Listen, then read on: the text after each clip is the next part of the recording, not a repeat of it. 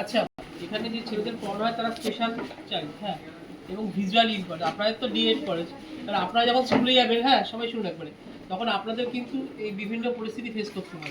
দেখা যাবে আপনাদের ক্লাসেও কিন্তু এখন তো আর জেনারেল স্কুল আর স্পেশাল স্কুল আলাদা করে সম্ভবত হবে না। এবছর যা হতে যাচ্ছে সেই বছর থেকে বলি সব স্কুলেই জেনারেল স্কুলেই সবাইকে পড়তে হবে।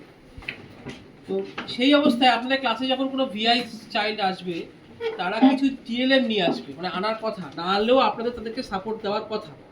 এগুলোকে বলা হয়, এটাকে বলা হয় ব্রেসলেট, এটাকে ব্রেসলেট বলে। আর এদের লেখার যে সিস্টেম, লেখার জন্য ওরা এই স্টাইলাসটা ব্যবহার করে, এটা ওদের পেন, ঠিক আছে। এই যে মোটা পেপারটা আছে, এই পেপারের সাহায্যে ওরা লেখে, ঠিক আছে। এই লেখার প্রসেসটাই বলছে। এবার প্রথম যখন এখানে আমাদের ছেলেরা আসে, প্রথম 3টে বছর ওদের কোনো লিখিত পরীক্ষা হয় না। 1, 2, 3 এই 3টে ক্লাসে কোনো লিখিত পরীক্ষা, ওরাল পরীক্ষা হয়। 4 থেকেই আমাদের প্রথম লিখিত পরীক্ষা শুরু হয়। এবার এর কারণটা কি আপনাদের মনে প্রশ্ন আসতে পারে, কি কারণে? এবার এই যে দেখুন, এখানে আমি, এটা হচ্ছে অ্যালফাবেট বোর্ড। আমরা যেমন কি করেছি, পড়াশোনা করেছি কি দিয়ে, আমাদেরও বর্ণমালা ছিল, এটাও অ্যালফাবেট বোর্ড। কিন্তু দেখুন এটা ইংকে লেখা আছে ঠিকই, এর নিচে কতগুলো দেখুন হরফগুলো দেওয়া আছে। এই হরফগুলোকে ওরা কি করে, মুখস্থ করে এই ফিঙ্গার টিপসের সাহায্যে। আপনি যেমন এই হরফ শিখেছি, বি এই হরফ শিখেছি, ওরা যখন মুখস্থ করছে তখন কিন্তু এই ফিঙ্গার টিপসে, এই ফিঙ্গার টিপসের মধ্যেই ছটা ডটের সাহায্যে ব্রেল লেখাটা লেখা হয়, 6টা ডটের সাহায্যে। তো এই 6টা ডটের মধ্যে এই যে প্রথম যে ডট 1, এটা হচ্ছে এ, ডট 1টা এ, এবং এইটা কিন্তু ফিঙ্গার টিপসে মুখস্থ। আপনি ভাবুন, আপনি হরফ দেখছি, ওরা যখন পড়বে তখন কিন্তু এই বইটা দেখুন উপরে আপনার প্রিন্টে অনেক কিছু লাগছে, কিন্তু ভিতরে যখন বইটাকে পৃষ্ঠাটা উল্টাচ্ছেন, ওরা ভিতরে কিছু নেই, কিন্তু আপনার কাছে বোঝানোর কিছু নেই, হ্যাঁ। এবার এখানে আর চোখে পড়ার কিছু নেই, যেমন আমরা যারা ব্রেলটা জানি একটু দেখে পড়তে পারছি, কিন্তু এরা পড়বে যখন হচ্ছে এইভাবে, এটা হর্ষই, এটা তৈরস্যি, হ্যাঁ। এবার আমি কিন্তু দেখে নিয়ে পড়েছি, আমি কিন্তু এইভাবে সফল না যে আমি ব্রেলে পড়তে পারছি। আমি ব্রেলটা পড়তে পারি, আমি কিন্তু ফিঙ্গার টিপসে অতটা ফ্রেন্ডলি নয়, কারণ যেহেতু আমার যখনই আটকে যাচ্ছে আমি কি করে দেখে নিচ্ছি। কিন্তু একটা ফুল ব্লাইন্ড ছেলে যখন এখানে আসছে, তাকে কিন্তু এই ফিঙ্গার টিপসের মধ্যেই পুরো অ্যালফাবেটটাকে মুখস্থ করতে হচ্ছে। এবার আমরা যখন প্রথমে শিখেছিলাম অ থেকে হস্য পর্যন্ত শেষ অবধি যেতে, কখন শেষ করতে আমাদের তো সময় লেগেছিল। তো এদেরও প্রথমে কি করতে হয়, বেলটা পড়তে প্রচণ্ড সময় লাগে। আর আমরা তো বাড়িতে আছি, ফুল টাইম পড়াশোনা করার কেউ আছে বা কেউ দেখছে, কিন্তু এখানে কি হচ্ছে, বাচ্চাগুলো বিভিন্ন পরিবেশ থেকে এসছে। আর একটা ক্লাসের মধ্যে যদি 10টা বাচ্চা থাকে, এবার প্রশ্ন হচ্ছে 10টা বাচ্চা কেন, মাত্র 10টা বাচ্চা যাবে স্কুল? কারণ হচ্ছে একটা স্পেশাল চাইল্ড ইকুইভ্যালেন্ট টু 10 যে নর্মাল চাইল্ড। 10টা মানে 100টা ছাত্র। তাহলে একটা যখন ব্রেল ইনস্ট্রাক্টর ক্লাসে ব্রেল শেখাচ্ছে, তখন সে ওকে পড়ালো যে এ হচ্ছে ডট 1, বি হচ্ছে 1 and 2, সি হচ্ছে 1 and 3, 1 and 4, এভাবে তুমি মুখস্থ করে যাচ্ছ। মুখস্থ করার পরে আপনি যখন শেখালেন, সে কি শিখলো আদতে? কী করে বুঝবেন? আপনি তো হরফে খাতায় লিখছেন, আপনি দেখে নিলাম ঠিক লিখেছেন কিনা, ঠিক আছে, কিন্তু এখানে তো আপনাকে ব্রেলটাকে চেক করতে হবে। ডট 1 আপনি শিখলেন, এবার যখন ব্রেলে লেখা হচ্ছে, এটা ব্রেল স্লেট, এটা পেন, হ্যাঁ। এখানে যখন লিখছি আমরা, দেখুন আমি আপনাকে এক্ষুনি বললাম ডট 1, এখানে দেখুন 6টা ডট একটু দেখাচ্ছি। এই যে প্রত্যেকটা, এটা আইপি, এটা স্লেট আছে না, এদের মধ্যে সবকটা 6টা করে ছাপ দেওয়া আছে, 6টা হরফের ছাপ দেওয়া আছে, দেখুন, ঠিক আছে। 6টা হরফের ছাপ, এবারে 6টা হরফের ডটই কাটা যাবে, 6টা হরফের ডট এখানে কাটা যাবে। তো এটা তো অ্যাডভান্স স্টেজ। আজকে আমরা ব্যবহার করছি ডায়েরি। প্রথমে তো আমরা বড় অক্ষরে খোপ কাগজগুলো ব্যবহার করতাম, ওখানে 1, 2 লিখতাম, এবি অ ক খ লেখার বড় অক্ষর ছিল। এটা হচ্ছে তার প্রাথমিক অবস্থা। প্রাথমিক অবস্থায় এর সাহায্যে, এই ব্রেল স্লেটটার সাহায্যে তারা ব্রেল শিক্ষাটা শুরু হয়। এইটা হচ্ছে গাইড। এই যেমন এখানে দেখালাম ডট, 6টা ডট করা আছে, এখানেও এর মধ্যে এগুলো ঢালাই শীট, তো এর মধ্যে আমি দেখাচ্ছি, এর মধ্যে সবার মধ্যে 6টা করে হরফ লেখার জায়গা আছে। এই 6টা হরফের মধ্যে ডট ওয়ান আমি আপনাদেরকে বললাম যে এ বোঝাচ্ছে, এ দেখালাম, ডট ওয়ানটা অ বোঝায়। আবার দেখুন ডট ওয়ান বলতে এখানে ওয়ানটাকেও বুঝিয়েছে, ওয়ান সংখ্যাটাকেও বুঝিয়েছে। তাহলে আপনাদের তো মনে হচ্ছে কি বলছেন আপনি, এক্ষুনি ডট ওয়ান মানে অ বললেন, এক্ষুনি ডট ওয়ান মানে এ বলছেন, আবার এক্ষুনি ডট ওয়ান মানে ওয়ান। কিন্তু এই ডট ওয়ানটা কোনো একটা সাইনকে ফলো করছে। দেখুন তার আগে নিচে কিছু সাইন আছে, তো এই সাইনটাকে যদি আমি যখন এই স্পেসিফিক সাইন নিউমেরিক্যাল সাইন দিয়ে ডট ওয়ান লিখি, ইট মিনস আমি নাম্বার লিখেছি। আবার যদি উইদাউট সাইন আমি জাস্ট ডট ওয়ান দিই, এর আমরা পশ্চিমবঙ্গবাসী, এখানে বাংলা ভাষাটা প্রধান ভাষা, এখানে যে বাচ্চাটা পড়বে সে এটাকে অ পড়বে, ঠিক আছে। মানে হিন্দি ভাষী অঞ্চলে যে ভাষাটা, সেটা সে কিন্তু এটাকে হিন্দির অ পড়বে, ওই অঞ্চলে হিন্দি ভাষা হবে। কিন্তু যেহেতু ব্রেলটা ফোনেটিক ল্যাঙ্গুয়েজ, অ প্রোনাউন্সিয়েশন সে যেখানেই থাকবে সব জায়গাতে অটা এটাই বোঝাবে। যেমন আমার বাইরে একটা ম্যাগাজিন আছে, উড়িয়া ম্যাগাজিন, তার মানে কি এখানকার ছেলেরা উড়িয়া পড়তে জানে? মোটেও না। আপনি উড়িয়া হরফ পড়তে পারছি না, প্রথম লাইনেই আমাদের বই পড়ার গল্পটা বন্ধ হয়ে যাচ্ছে। কিন্তু যেহেতু ব্রেলে লেখা, ওখানে বিজ্ঞান দিগন্ত লেখা আছে, বিজ্ঞান মানে ব লেখা আছে, বয় রশ্মি নিয় জয় আকার, তাই বানানটা তো এবার আছে, তো বিজ্ঞান দিগন্ত বানানটা ব্রেলে লেখা আছে, ওই লেখাটা কিন্তু ওরা ব্রেলে পড়তে পারছে। আপনি কিন্তু হরফ না জানলে কিছু পড়তে পারছি না। তাহলে ব্রেলের অ্যাডভান্টেজটা এখানে, আর ডিসঅ্যাডভান্টেজ মানে কি, যেটা সঙ্গে সঙ্গে শিখে ওটা কিন্তু সহজ নয়। এবার ডট ওয়ান মানে আমি আপনাকে বললাম, এটা বলছিলাম ডট ওয়ান তিনটে জিনিস একসাথে বললাম, কন্ট্রাডিক্ট করলো। একটা বাচ্চা, আপনি আমার জায়গাতে আপনার জায়গাতে নয়, ওই জায়গাটাতে ভাবতে হবে, 6 বছর বয়স জায়গায় ভাবতে হবে।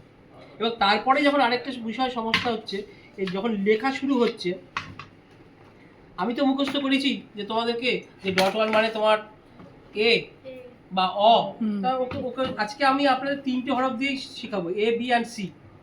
আমি ডট ওয়ান মানে, আজকে আপনারা ব্লাইন্ড বয়েজ একাডেমি যখন এসছেন, তিনটে ব্রেলের হরফ শিখে গেলেন। ডট ওয়ান মানে এ বা অ, 1 2 3 মানে ল মানে এল, 1 2 3 4 5 6 সব কটাই ডট দিয়ে দিলাম, তার মানে আমি লিখে ফেলছি ঢ, বাংলার ক্ষেত্রে ঢ।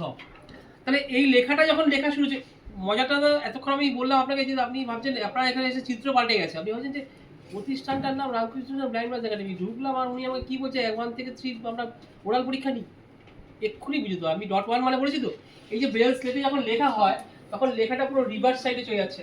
আমি আপনাকে 1 2 3 4 5 6 বলেছিলাম, কিন্তু ডট ওয়ান যখন লিখছি আমি এরকম জায়গা থেকে লিখছি, মানে কার জায়গায় বসালাম 1 1 2 3 4 5 6, তো তা আমি যখন লিখছি আমার হাতটা দেখুন এই 4 এর জায়গাতে আছে, 4 এর জায়গাতে দিচ্ছি, দেখা যাক কি হয়। 1 and 2 বলেছিলাম, বি বলেছিলাম, লেখার সময় আমি 4 and 5 লিখছি। 1 2 3 বলেছিলাম এল, আমি এখানে 4 5 6 লিখছি। এবার আমি বললাম যে আমি কিছু আপনি শিখে গেলেন, এখানে যে 6টা ডট যখন একসঙ্গে দেওয়া হচ্ছে তখন সেটা ঢ লিখে দেওয়া হচ্ছে, এটা তো আপনি শিখে গেছেন। কারণ আমি লিখলাম এখানে, এবার লেখাগুলো কি লিখলাম,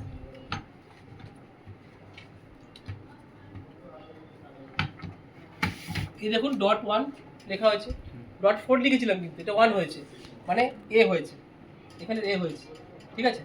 1 and 2 লিখেছি, 4 and 5 লিখেছিলাম, যেটা কিন্তু 1 and 2 হয়েছে, ঠিক আছে। তো তার মানে কি হয়েছে, সেই বি হয়েছে। এবার 1 2 3 লিখেছিলাম, আমি বলেছিলাম 1 2 3 মানে কি এল, দেখুন এল হয়েছে, কিন্তু আমি এখানে বসিয়েছিলাম কি 4 5 6। মানে ব্যাপারটা কোথায়, আমরা যখন এই পাশ থেকে লিখছি তার রিভার্স এমোশনটা কোন দিকে উঠছে, উল্টো সাইডে উঠছে। এর কারণ আমরা যখন আয়নার সামনে ডান হাতকে দেখি এখনো বাঁ হাত করি, তাহলে একটা বাচ্চাকে মুখস্থ করালাম তুমি 1, লেখার সময় বলছি তুমি উল্টো দিক থেকে লেখো। আমি যদি না বলি কোথাও 1 2 লিখতে বলছি পরে তো বুঝে যাবে যে কি প্রথম তো 1 2টাকেও 4 5 করে ফেলতে পারে। এই লেখাটা কি লিখলো, এই যে আমি আপনাদেরকে বললাম তখন আপনার মনে হচ্ছে নিশ্চয়ই ভুল হবে, কিন্তু লেখার পরে দেখাচ্ছি লেখাটা ঠিক হয়ে গেল। এই লেখাটা আমি আপনাকে সামনাসামনি দেখাচ্ছি বলে আপনি বুঝতে পারছেন। যে ক্লাস টিচার ক্লাস নিচ্ছে তাকে তো 10th বাচ্চার পর্যন্ত যেতে হবে, 10 নম্বর যদি 12টা বাচ্চা থাকে 12তম বাচ্চাটা যদি লিখেছে কি দেখে না দেখা পর্যন্ত সেটা কনক্লুশন করতে পারবে না যে আমি এবিসি আজকে শেখাতে পারলাম, তারপরে তো এগোবে।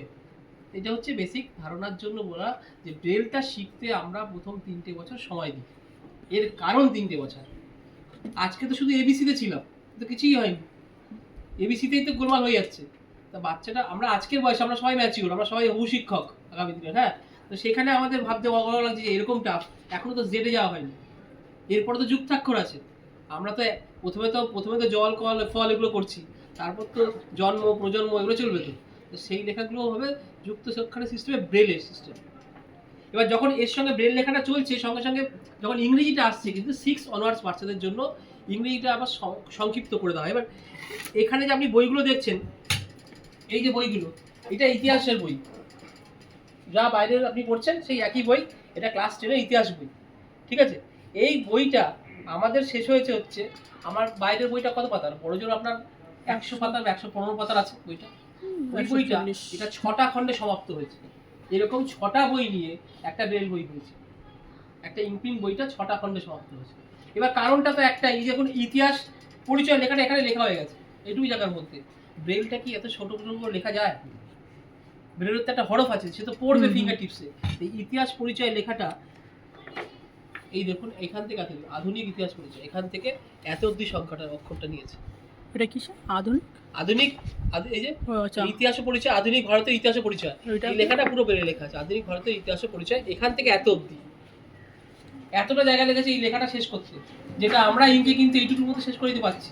মানে ইঙ্কের হরফটাকে আমরা বড় ছোট করতে পারছি, ব্রেলটাকে আপনি কি বড় ছোট করবেন? তো স্পেসিফিক সাইজ আছে, ওইটা না হলে ফিঙ্গার টিপস পড়বে কি করে? এই কারণের জন্য বইয়ের আকারগুলো, বইয়ের ভলিউমগুলো থেকে বেশি হয় এবং সংখ্যা বেশি হয়।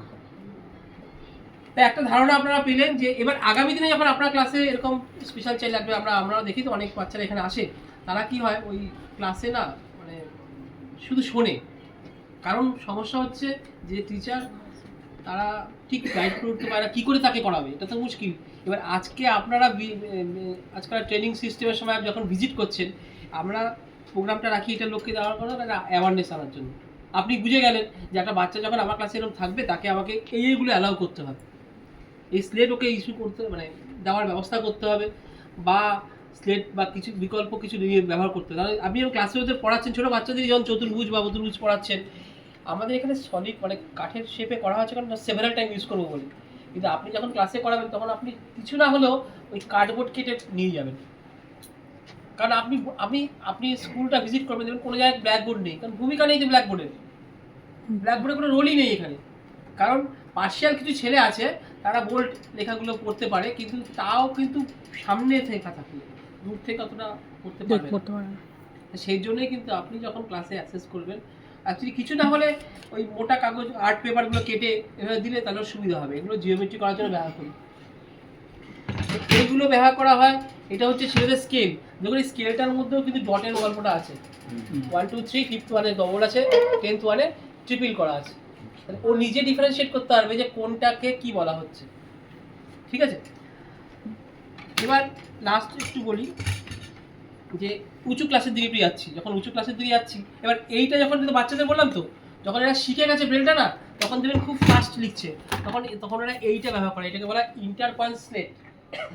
ইন্টার পয়েন্ট মানে একসঙ্গে 27 লাইন লেখা লিখতে পারবে, এখানে 2 লাইন করে লিখছে, হ্যাঁ এর মধ্যে কাগজ রেখে ওই বললাম না ওই শেপগুলো করা আছে, এর মধ্যে কাগজ রেখে এই একই সিস্টেমে লেখা হবে। কিন্তু আমরা তো ছোটোবেলাতেই পেন দিয়ে লিখিনি, পেন্সিল দিয়ে লিখেছিলাম। এটা হচ্ছে ছোটোবেলা, 1 2 3 4 অবধি চলবে, 5 অনওয়ার্ড যখন সে শিখে যাবে তখন সে এক্সপার্ট। এবার এটা লাস্ট ওয়ান বলছি, আমরা সবাই জানি যে আমরা সবাই তো কয়েকদিন আগেই পড়াশোনা এখন যে টিউশন করছে জানেন যে মাধ্যমিক সিলেবাসে তো বৃত্ত সম্পর্কিত, চৌং সম্পর্কিত সব অঙ্ক থাকে।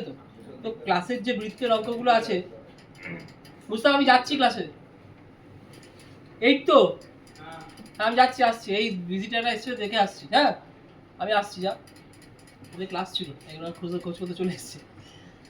তো এটা হচ্ছে সেন্টার পেগ, এর সাহায্যে আমরা ছোটোবেলাতে সবাই করেছি যে একটা গরুকে মাঠের মাঝখানে খুঁটি বেঁধে দেওয়া হলো, যে কতটা ঘাস খাচ্ছে, যদি গরুর খুঁটির দৈর্ঘ্যটা বাড়িয়ে দেওয়া হয় তাহলে কত বেশি ঘাস খাবে।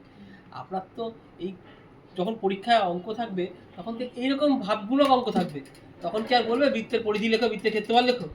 সে তো বুঝে গেছে, মুখস্থ হয়ে গেছে, তাকে আপনাকে হাতে কলমে বোঝানোর জন্য এই টিএলএমটি ইউজ করতে হবে। বা এরকম আপনি তো আমাদের কাছে আছে বলে আপনি কি করতে পারেন, ওই সার্কেল করে উলের সাহায্যে বা মোটা সুতোর সাহায্যে আউটলাইনগুলো করে দিতে পারেন, যে এটা ছিল ব্যাসার্ধ, তখন তোমার এটা পরিধি তথা ক্ষেত্রফল হয়েছে।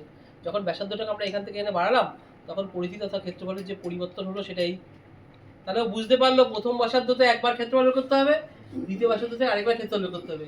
তাহলে ডিফারেন্স করলে আমি বুঝতে পারবো যে কতটা বেশি খাচ্ছে বা কম খাচ্ছে। এগুলো দেখানোর একটাই উদ্দেশ্য, এগুলো আপনার বাস্তব জীবনে লাগবে, তাহলে আপনি তখন ভাববেন যে আমি কি করছি, বাচ্চাদের কিছু করাতে পারছি না। হ্যাঁ বলছি স্যার, এই যে এইগুলো, এই যে মানে এই বৃত্তচাপের যদি পরীক্ষায় কোশ্চেন আছে, ওরা কি এটাতেই করে নাকি না, এটা এগুলো এই যা আছে সব টিএলএম, এগুলো ক্লাসে বোঝানোর জন্য বা আপনার কনসেপ্ট ক্লিয়ার করার জন্য। আপনার নিজের খারাপ লাগবে যে আমি বাচ্চাদের কিছু করাতে পারছি না, তো যেহেতু আপনারা এই পায়োনিয়ার ইনস্টিটিউটগুলো ভিজিট করছেন, তো এখান থেকে কিছু জিনিস তো আপনি অবগত হয়ে গেলেন যে এগুলো আপনার সারা জীবন মনে থাকবে। এগুলো আপনাকে দেখানোর উদ্দেশ্য একটাই, এখানে তো মুখস্থ পড়া না, এটা প্র্যাকটিক্যালি আপনি দেখে গেলেন যে কীভাবে কী চলবে। এই হচ্ছে একটা ধারণা। আর এখানে কতগুলো, এটা হচ্ছে ব্রেল যারা শেখে, যারা শিখছে, ব্রেল যারা জানে না, যারা জেনারেল পিপল, তারা ইন শব্দটা দেখুন, আই এন ইন লিখেছি উপরে, ইনটা ইনকে ব্রেলে এই এই আকারে, এটা আই এরকম হবে, এনটা এরকম হবে, ফলে ব্রেলটা আর ইনটা দুটো একসাথে বুঝতে পারছে, তাই তো? এবার এটা এইভাবে তো শিক্ষা হবে না, জাস্ট ধারণা নেওয়া, একটা কিছুটা কনসেপ্ট আপনারা পেলেন। তো আজকের দিনে এইসব জিনিসের সাহায্যে একটা ছোট্ট ধারণা আপনাদের দেওয়া হলো। এবার অঙ্ক যখন করে একটা বলি, ওরা এই পেপটা, অঙ্ক তো আমরা ক্যালকুলেশন করছি সাজিয়ে সাজিয়ে, যে 10-এর সঙ্গে 20 যোগ করছি, সাজিয়ে 10 সাজিয়ে করি তো আমরা। এখানে কি করে ওরা, টেলার ফ্রেমে সাহায্য করে। এখানে এই গুটিগুলো আছে, এই গুটিগুলোর সাহায্যে স্পেসিফিক লেখার পদ্ধতি আছে। বাট এইখানে আমি লিখেছি 11, 11-এর সঙ্গে 2 যোগ করেছি, 11 সংখ্যাটাকে একটাকে এইভাবেই লেখা। আজকে আপনার ওই শোনা ছাড়া কিছু করার নেই, 11 অঙ্কটাকে এই আকারেই দেওয়া হয়। এই আকারের যখন থাকবে তখন সেটা 1 বোঝায়, 1 আর 1 11, তার নিচে 2, দুটো যোগ করে যোগফল 13 হয়েছে। এই ক্যালকুলেশনটা ওরা টেলার ফ্রেমে করে তারপর ব্রেলে লেখে। তার জন্য পরীক্ষার সময়, অঙ্ক পরীক্ষার দিন 20 মিনিট বেশি সময় দেওয়া হয়, মাধ্যমিকের ক্ষেত্রেও 30 মিনিট বেশি সময় দেওয়া হয়। দেখবেন মাধ্যমিকে যে আপনারা যদি কোনো জায়গায় ইনস্টিটিউটে পরীক্ষা দেন, সেখানে যদি ভিআই ছেলেদের পরে থাকে, তখন দেখবেন আপনাদের পরে শেষ হচ্ছে। এর কারণ এটাই। মোটামুটি একটা ধারণা দেওয়া গেল।